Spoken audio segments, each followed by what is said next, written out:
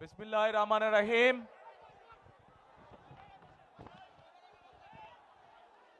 আজকের এই নির্বাচনী সভায় উপস্থিত ঢাকা ৬-এর প্রিয় এলাকাবাসী, উপস্থিত মুরব্বীবর্গ, মা বোনেরা, উপস্থিত ভাইরা, আমার দলীয় সহকর্মীবৃন্দ এবং নেতৃবৃন্দ, আসসালামু আলাইকুম।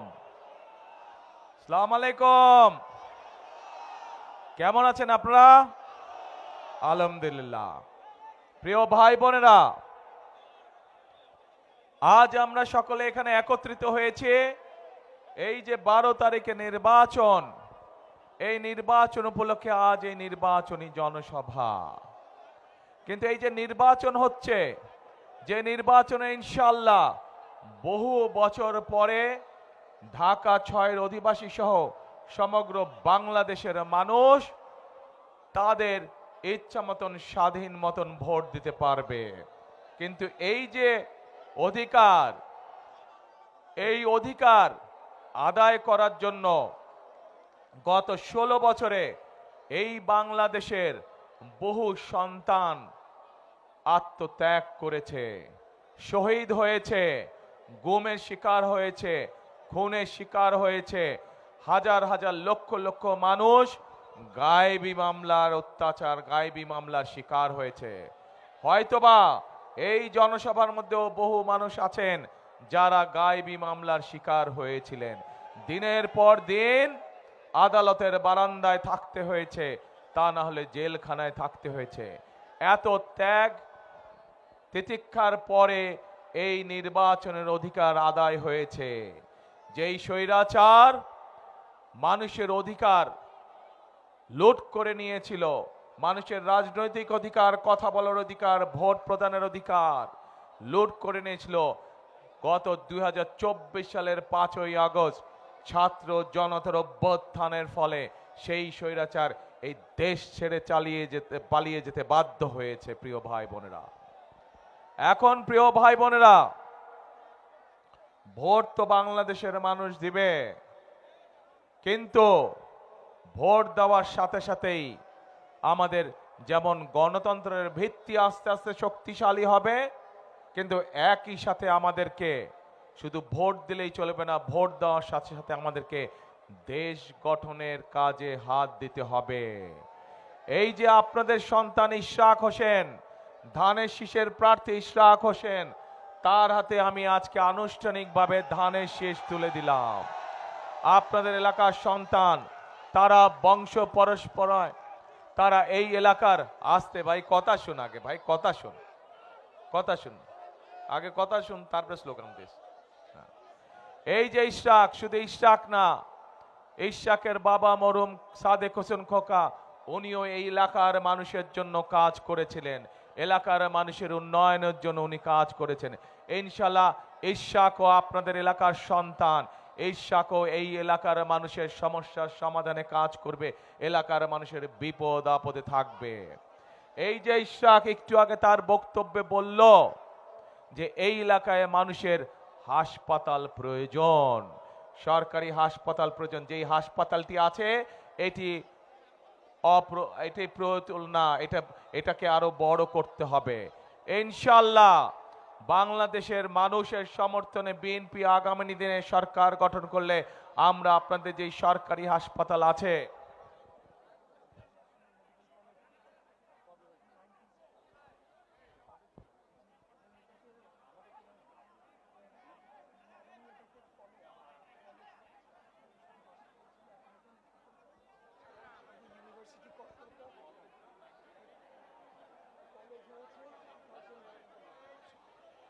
এই হাসপাতালকে ইনশাআল্লাহ আমরা শয্যা সংখ্যা বৃদ্ধি করব, যাতে এই এলাকার মানুষ সহজেই চিকিৎসা সুবিধা পেতে পারে। প্রিয় ভাই বোনেরা, এই এলাকার আর একটি বড় সমস্যা আছে। এই সমস্যা শুধু এই এলাকার নয়, এই সমস্যা সমগ্র ঢাকা শহরের। সেটি হচ্ছে বুড়িগঙ্গা নদী। এই বুড়িগঙ্গা নদীকে আমাদেরকে ঠিক করতে হবে। বুড়িগঙ্গা নদীর পানি সম্পূর্ণভাবে কলুষিত হয়ে গিয়েছে। এই বুড়িগঙ্গা নদীকে আমাদের সুন্দর করে আবার পরিষ্কার করতে হবে, যাতে এই এলাকার মানুষ যেই বুড়িগঙ্গাকে নিয়ে গর্ব করত, সেই আমরা গর্বকে যাতে আবার ফিরিয়ে আনতে পারি। প্রিয় ভাই বোনেরা, এই এলাকার আরেকটি সমস্যা আছে। সেই সমস্যাটি হচ্ছে এলাকার মানুষের কর্মসংস্থানের সমস্যা। আমরা সিদ্ধান্ত গ্রহণ করেছি যে ইনশাল্লাহ বিএনপি সরকার গঠন করলে ঢাকা শহর সহ যেখানে যেখানে বাংলাদেশের যেই বিষয়ে বিশেষজ্ঞ আছে সেখানে সেই অঞ্চলের উপযুক্ত করে ইনশাল্লাহ আমরা শিল্প কর কারখানা গড়ে তুলব, যাতে করে সেই এলাকার মানুষেরা, সেই এলাকার যুবকরা, সেই এলাকার তরুণরা, সেই এলাকার মেয়েরা সেখানে কর্মসংস্থানের ব্যবস্থা করতে পারে। একই সাথে আমি খবর নিয়ে জেনেছি এই এলাকার মানুষ বিভিন্ন টেকনিক্যাল কলেজ এবং ভোকেশনাল ইনস্টিটিউশন চায় এলাকার যারা শিক্ষিত ছেলেরা আছে, মেয়েরা আছে, তাদেরকে দক্ষভাবে গড়ে তোলার জন্য। এরই ভিতরে আমরা পরিকল্পনা গ্রহণ করেছি যে বিএনপি ইনশাল্লাহ সরকার গঠন করলে শুধু ঢাকা 6-ই নয়, আমরা সমগ্র বাংলাদেশে পর্যায়ক্রমিকভাবে সব জায়গায়, সব অঞ্চলে, ওই অঞ্চলের উপযোগী করে আমরা ভোকেশনাল ইনস্টিটিউট, টেকনিক্যাল ইনস্টিটিউট, আইটিতে যে আমাদের ছেলেমেয়েরা কাজ করে তাদেরকে বিভিন্ন বিষয়ে ট্রেনিং দেওয়ার জন্য আমরা এই প্রতিষ্ঠানগুলি গড়ে তুলব। আমরা আমাদের ছেলেমেয়েদেরকে দক্ষ নাগরিক হিসাবে গড়ে তুলব, যাতে করে তারা দেশেই হোক বিদেশে হোক যাতে তারা কর্মসংস্থানের ব্যবস্থা করতে পারে। প্রিয় ভাই বোনেরা, আপনাদের নিশ্চয়ই মনে আছে এর আগে যখন দেশনেত্রী বেগম খালেদা জিয়া সরকার পরিচালনার দায়িত্বে ছিলেন, তখন এই দেশের মেয়েদেরকে শিক্ষিত করার জন্য উনি একটি পদক্ষেপ নিয়েছিলেন, এবং সেটি ছিল ক্লাস 1 থেকে ক্লাস 12 পর্যন্ত মেয়েদের শিক্ষা ব্যবস্থা বিনামূল্যে করে দেওয়া। আমরা সিদ্ধান্ত গ্রহণ করেছি ইনশাল্লাহ আগামীতে সরকার গঠন করলে আরো উপরের পর্যন্ত, ইউনিভার্সিটি পর্যন্ত, বিভিন্ন পর্যায় পর্যন্ত আমরা মেয়েদের শিক্ষা ব্যবস্থা যে ফ্রি, সেটার আমরা ইনশাল্লাহ প্রসার ঘটাবো, যাতে আমাদের মেয়েরা, আমাদের দেশের মেয়ে সন্তানরা যাতে বিনামূল্যে আরো উচ্চতর শিক্ষা গ্রহণ করতে পারে বিনামূল্যে, সেই ব্যবস্থা ইনশাল্লাহ আমরা গ্রহণ করব। শুধু তাই নয়, আমাদের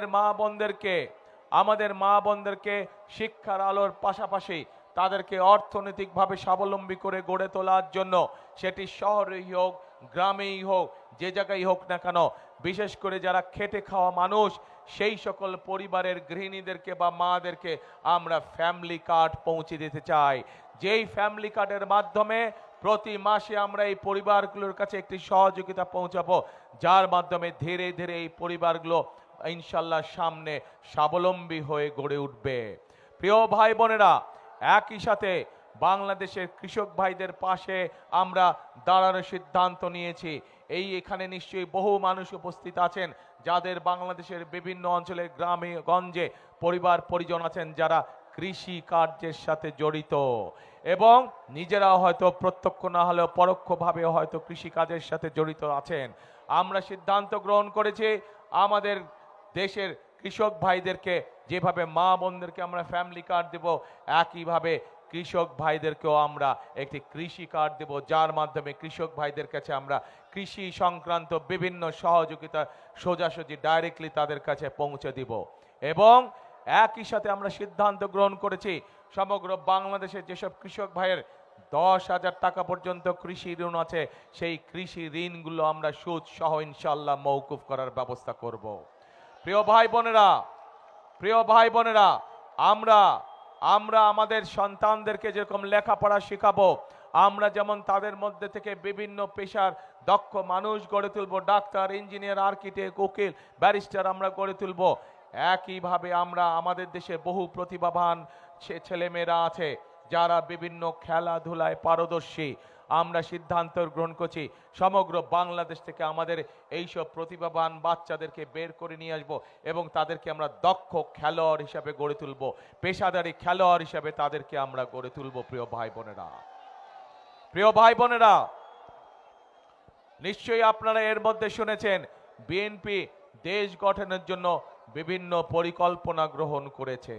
আজ একটু আগে যে বক্তব্যের মধ্যে আমি আপনাদেরকে বললাম যে 12 তারিখে নির্বাচন শুধু সঠিক মানুষ নির্বাচন করার দিন নয়, 12 তারিখ হচ্ছে একই সাথে আমাদের দেশ গঠনের নির্বাচন।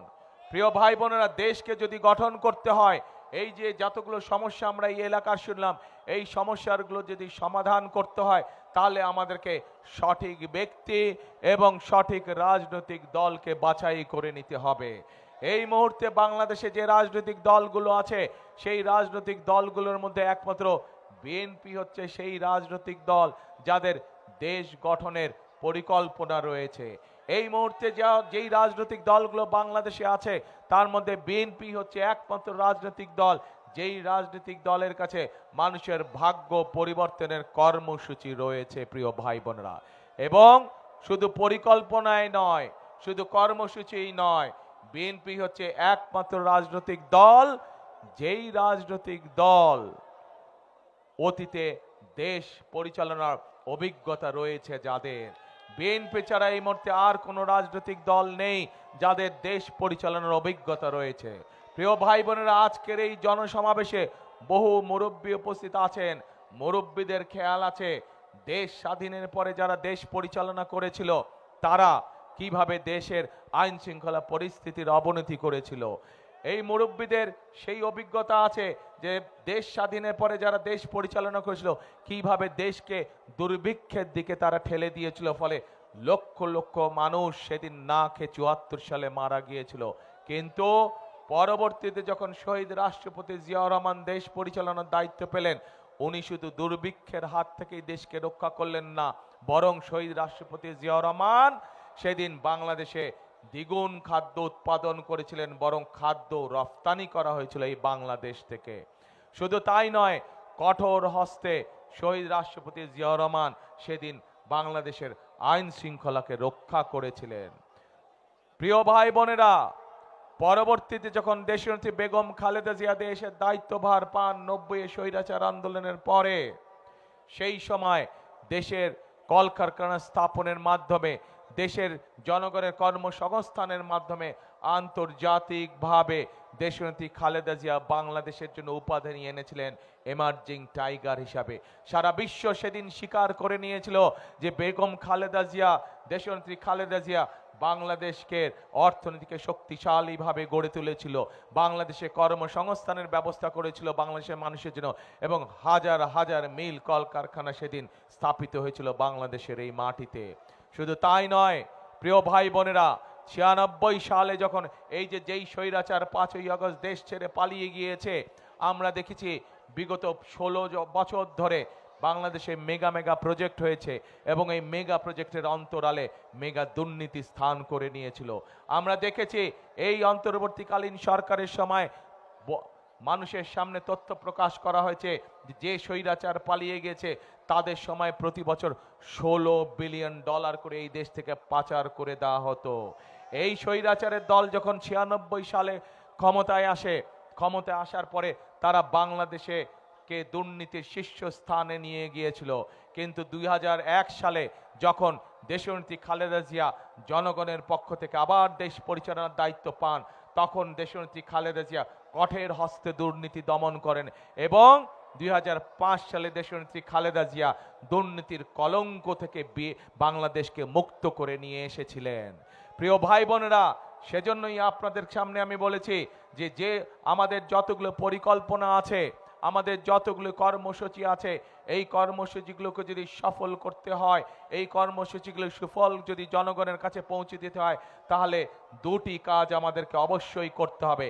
একটি হচ্ছে দুর্নীতিকে কঠোর হস্তে আমাদের দমন করতে হবে, দুর্নীতির লাগাম টেনে ধরতে হবে, এবং একই সাথে দেশের মানুষের আইন শৃঙ্খলা নিশ্চিত করতে হবে। প্রিয় ভাই বোনেরা, এবং এই দুইটি কাজে বিএনপি সফলভাবে অতীতে করেছে, কাজে এই কাজ করার অভিজ্ঞতা একমাত্র বাংলাদেশে এই মুহূর্তে বিএনপি নামক যে দলটি, সেই রাজনৈতিক দলেরই এই অভিজ্ঞতা রয়েছে। প্রিয় ভাই বোনেরা, আজ আমাদের সামনে বহু সমস্যা, দেশের অর্থনীতি আমাদের ভেঙে পড়েছে, দেশের স্বাস্থ্য ব্যবস্থা আমাদের ভেঙে পড়েছে, দেশের শিক্ষা ব্যবস্থা আমাদের ভেঙে পড়েছে। বাংলাদেশে কোটি কোটি মানুষ আজ, কোটি কোটি তরুণ, কোটি কোটি যুবক আজ বেকার হয়ে বসে আছে, তাদের কর্মসংস্থানের প্রয়োজন। আমাদের শিক্ষার জন্য আগামী প্রজন্মের শিশুদের শিক্ষা ব্যবস্থাকে আমাদের গড়ে তুলতে হবে। আমাদেরকে বিদেশ থেকে, আপনারা নিশ্চয়ই পত্র পত্রিকার খবরে দেখেছেন যে বিগত কয়েকদিন ধরে আমি বিভিন্ন দেশের রাষ্ট্রদূতদের সাথে কথা বলেছি। প্রত্যেকের সাথে কথা বলার সময় আমি বলেছি যে এই বাংলাদেশের মানুষের জন্য আমাদেরকে কর্মসংস্থানের ব্যবস্থা করতে হবে এবং আমরা চাই আপনারা আপনাদের দেশ থেকে বিনিয়োগকারীদেরকে বাংলাদেশে নিয়ে আসুন। প্রিয় ভাই বোনেরা, প্রত্যেকটি দেশের রাষ্ট্রদূত বলেছে ইনশাআল্লাহ বিএনপি ক্ষমতায় আসলে, বিএনপি সরকার গঠন করলে আগামী নির্বাচনে আমরা আমাদের দেশের বিনিয়োগকারীদেরকে এই দেশে নিয়ে আসব, যাতে করে তারা এখানে মিল ফ্যাক্টরি স্থাপন করে এবং এই দেশের মানুষের কর্মসংস্থানের ব্যবস্থা হয়। প্রিয় ভাই বোনেরা,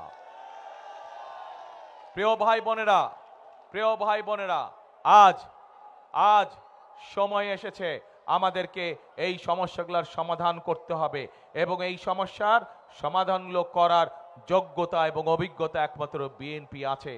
আমাদের সামনে বহু সমস্যা। আজ যদি আমরা দেশ গঠনের কাজে হাত না দেই তাহলে আবার আমাদের দেশকে, জনগণকে পিছিয়ে পড়তে হবে। সেজন্যই আগামী 12 তারিখের নির্বাচনে আমাদেরকে সঠিকভাবে মানুষকে যাচাই করে নিতে হবে। আমাদের 12 তারিখের নির্বাচনে সঠিক সিদ্ধান্ত নিয়ে সঠিক দলকে সরকার গঠনের সুযোগ দিতে হবে।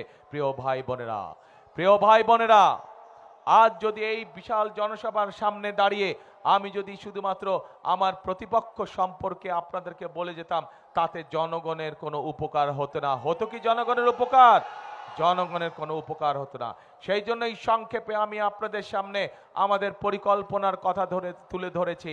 এই মুহূর্তে জনগণের সামনে পরিকল্পনা একমাত্র বিএনপি উপস্থাপন করেছে। বিএনপি নামক রাজনৈতিক দলটি কিভাবে তারা বেকার সমস্যার সমাধান করতে চায়, কিভাবে আমরা আমাদের মাদেরকে, আমাদের দেশের মহিলাদেরকে, আমাদের দেশের নারীদেরকে আমরা কিভাবে স্বাবলম্বী করে গড়ে তুলতে চাই, কিভাবে আমরা আমাদের শিক্ষা ব্যবস্থা গড়ে তুলতে চাই, কিভাবে আমরা আমাদের জলবায়ুর পরিবর্তনে আমরা কাজ করতে চাই, কিভাবে আমরা ট্রাফিক জ্যাম ঠিক করতে চাই, এই পরিকল্পনাগুলো একমাত্র বিএনপির আছে। বিএনপি জনগণের সামনে উপস্থাপন করেছে।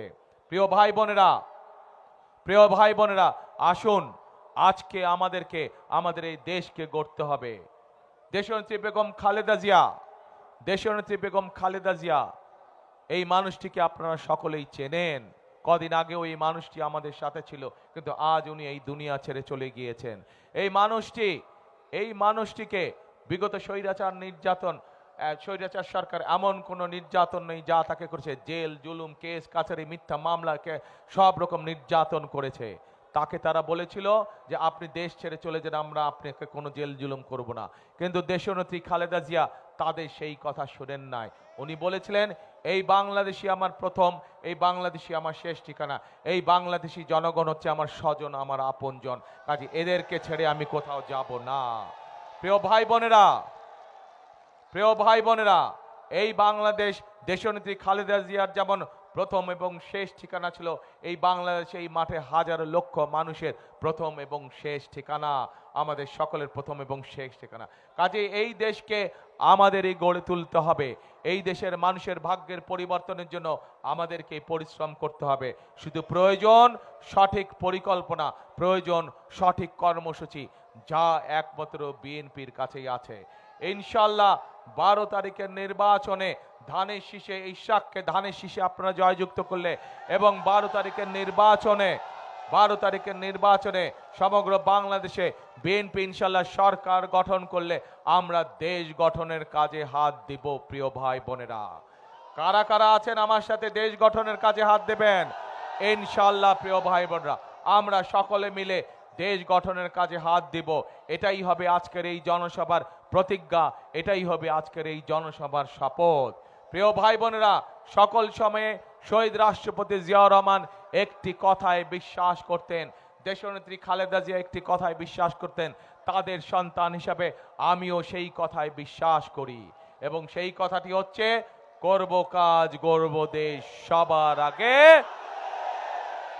প্রিয় ভাই বোনেরা, পৃথিবীর বহু দেশ তারা অক্লান্ত পরিশ্রম করে নিজেদের দেশ তারা নিজেরা গঠন করছে, বাইরে থেকে কেউ এসে গঠন করে দেয় নেই। কাজে আমাদেরও দেশ আমাদেরকেই গঠন করতে হবে।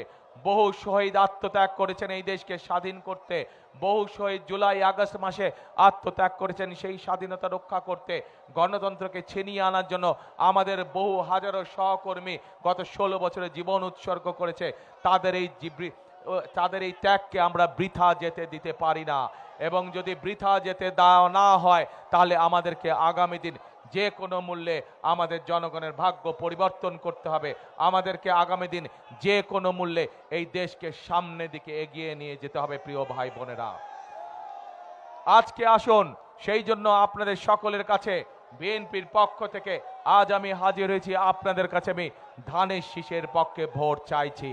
ধানের শীষের পক্ষে এই জন্য ভোট চাইছি, ধানের শীষ হচ্ছে এই দেশের বাংলাদেশের স্বাধীনতা এবং সার্বভৌমত্বের প্রতীক। ধানের শীষ হচ্ছে এই দেশের মানুষের ভাগ্য পরিবর্তনের প্রতীক। ধানের শীষ হচ্ছে এই দেশের জনগণের ভাগ্য পরিবর্তনের প্রতীক।